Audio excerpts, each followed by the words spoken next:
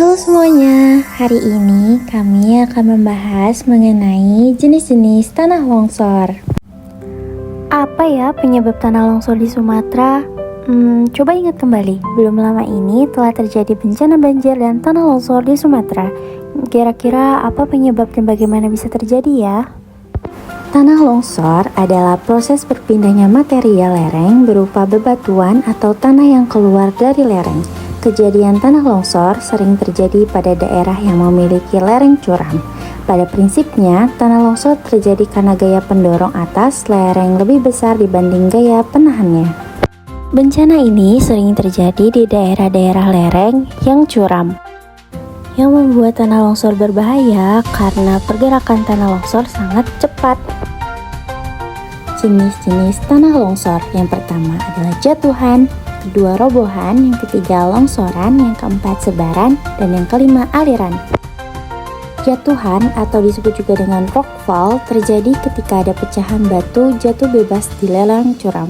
Jatuhan dapat terjadi pada semua jenis batuan, umumnya diakibatkan oleh pelapukan, perubahan suhu, tekanan air, maupun galian di bawah lereng.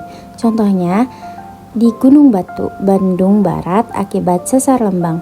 Dikatakan batuannya sudah ada rekahan menjadi jalan masuknya air dan menyebabkan pelapukan.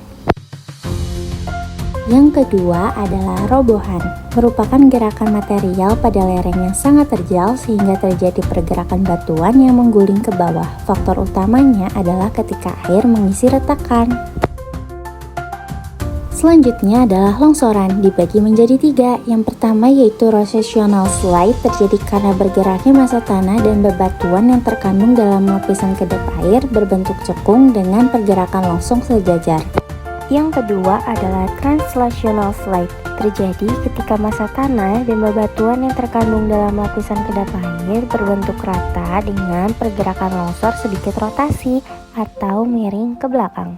Nah, yang ketiga, block slide, terjadi karena bergeraknya batuan yang hampir sama dengan translational slide, di mana massa pergerakan terdiri dari blok-blok yang koheren. Selanjutnya adalah sebaran lateral, merupakan perpaduan pergerakan dari massa tanah dan turunnya massa batuan yang terpisah ke dalam material lunak yang terletak di bawahnya. Sebaran ini dapat terjadi karena ikuvilasi tanah atau perubahan tanah. Selanjutnya adalah aliran. Aliran debris atau disebut juga dengan debris flow terjadi ketika pembentuk massa tanah bergerak cepat di kemiringan suatu lereng. Biasanya disebabkan oleh aliran permukaan air hujan lebat dan lereng yang terkikis.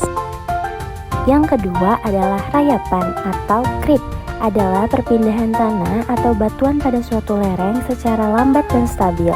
Gerakan dapat disebabkan oleh shear stress.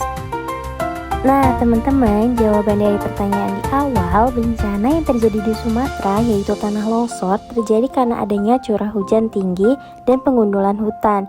Ketika curah hujan tinggi dan terdapat banyak batuan yang sudah pecah, dapat mengalami pelapukan dan jatuh ke bawah.